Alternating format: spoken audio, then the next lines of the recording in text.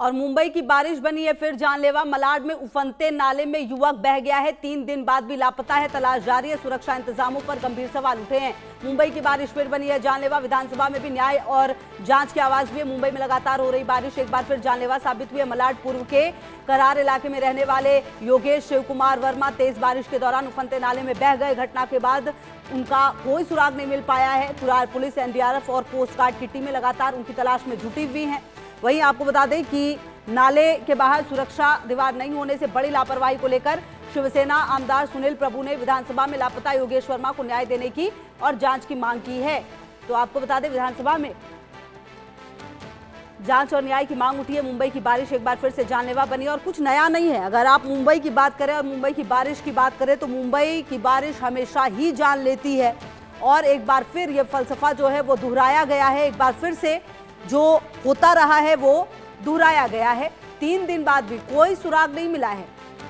आप समझ सकते हैं एनडीआरएफ, पुलिस और कोस्ट गार्ड का जो सर्च ऑपरेशन है वो लगातार जारी है और जो स्थितियां हैं वो काफी खराब है। जहां जहां पर भी बारिश हो रही है वहां वहां पर लापरवाही जो है वो खुलकर सामने आ रही है। बीएमसी जिसका जो सालाना बजट है वो ना जाने कितने छोटे ऐसे देश हैं जिनके जीएसटी से ज्यादा है और ये मुंबई, ये बीएमसी, ये तमाम बड़े दावे किए जाते हैं, लेकिन उन दावों की पोल तब खुलती है जब जब बारिश होती है, जब जब इस तरह की तस्वीरें सामने निकल कर आती हैं। बड़ा सवाल यह है कि आखिरकार दिक्कत कहां है इन दिक्कतों को दूर करने में।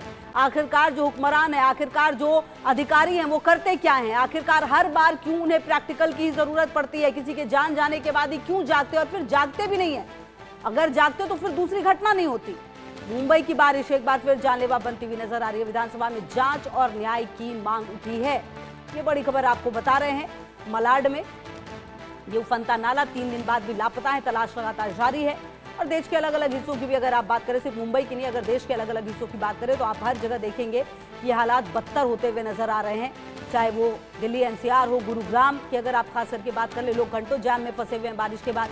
मुंबई की बात करें तो यहाँ पर लोगों की जान जा रही है नाले में गिरकर। कहीं अगर गुजरात की बात करें तो सड़क और जो गड्ढा है उसमें पता नहीं चल पा रहा, कई बाइक सवार गिर गए हैं, कई को इंजरी हुई है।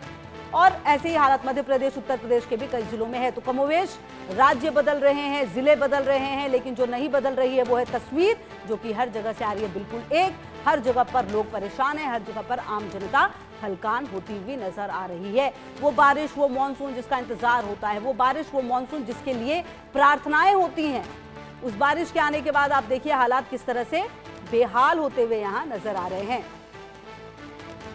शायद मेरे सहयोगी ज्यादा जानकारी के लिए इसी खबर पर मेरे साथ। शायद देखिए मुंबई के लिए वैसे तो ये कुछ नया नहीं है। मुंबई में जब जब बारिश होती है तब तब जान जाती है। बीएमसी ऐसा बजट है, ना जाने कितने छोटे देशों की जीएसटी जो है वो जीडीपी जो है वो आ जाएगी उसमें।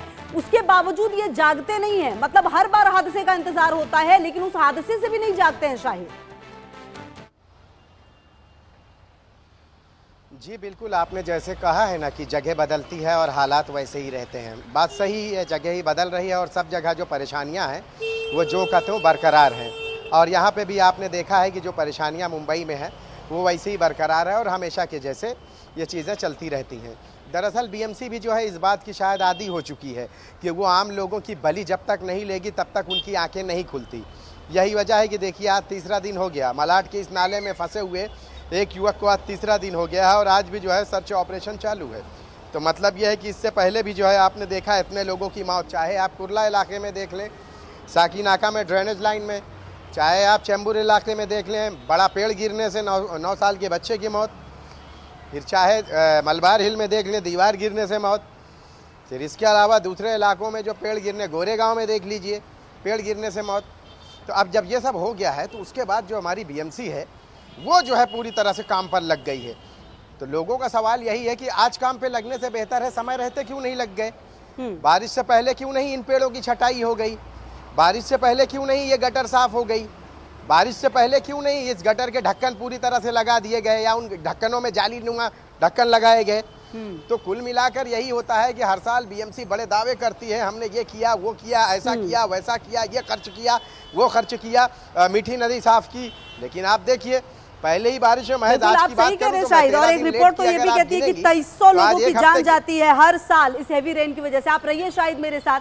इसी बीच एक बड़ी खबर आ रही है, अपने दर्शकों को बताएं। महाराष्ट्र गुजरात बॉर्डर पर अवैध एलपीजी रैकेट का भंडाफोड़ हुआ है। संयुक्त छापेमारी में गैस टैंकर समेत बड़ा जखीरा जब्त हुआ है। 106 कमर्शियल सिलेंडर और गैस रिफिलिंग सेटअप बरामद हुए हैं। अवैध एलपीजी कारोबार का यह बड़ा खुलासा, आरोपी फरार है। करोड़ों के काले कारोबार की जांच तेज हो रही है। तो शाहिद 106 कमर्शियल सिलेंडर और गैस रिफिलिंग सेटअप मिला है, मतलब कि याद होगा कि जब युद्ध शुरू हुआ था तो बड़ी कालाबाजारी चल रही थी। क्या उसी के कारनामे अब धीरे धीरे सामने आ रहे हैं शाहिद? जी बिल्कुल, ये जो चीज़ हुई है इसमें 106 कमर्शियल सिलेंडर हैं, तो अंदाज़ा लगाइए 106 की कीमत क्या होगी। उसके अलावा 3 गाड़ियां भी जब्त की गई हैं।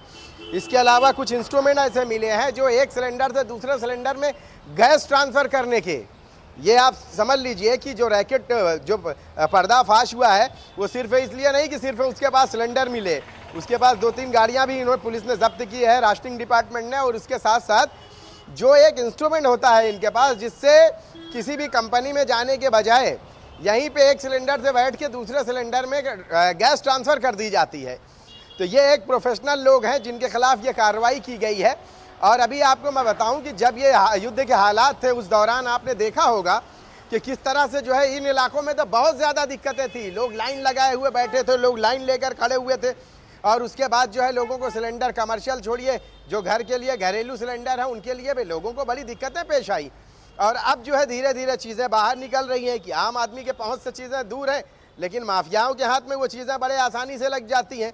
106 सिलेंडर अगर इनके पास मिल रहा है तो आप अंदाज़ा लगाइए कि ये कितना बड़ा रैकेट होगा। करोड़ों की जो ये सिलेंडर और गाड़ियाँ, इनकी कीमत अगर अंदाज़ा लगाएंगे तो 1.25 करोड़ के आसपास का जो है ये आंकड़ा लगाया जा रहा है। और ये आपको मैं बताऊं कि जो ये लोकेशन है ये महाराष्ट्र गुजरात बॉर्डर है, यहीं पास जो है ये संभव है कि पिंपलनेर और ये सारे इलाके जो हाईवे हैं इन इलाकों में यहाँ से जो है ये सप्लाई करके हो सकता है कि गुजरात भी भेजा जा रहा हो, महाराष्ट्र भी भेजा जा रहा हो, बेचा जा रहा हो बड़े पैमाने पर, क्योंकि कमर्शियल है। बिल्कुल, अब तो जाहिर सी बात है कि होगी उसकी और डिमांड जांच भी भी तेज ज्यादा होगी, है। तब आएगी होटल से और ये तस्वीरें कि बात- आखिरकार ये कौन कर रहा था। बहुत शुक्रिया शाहिद आपका इन तमाम जानकारियों के लिए और मेरे साथ जुड़ने के लिए। यहाँ वक्त है बहुत छोटी सी ब्रेक का। खबरों का सिलसिला लगातार जारी, आप रहिए।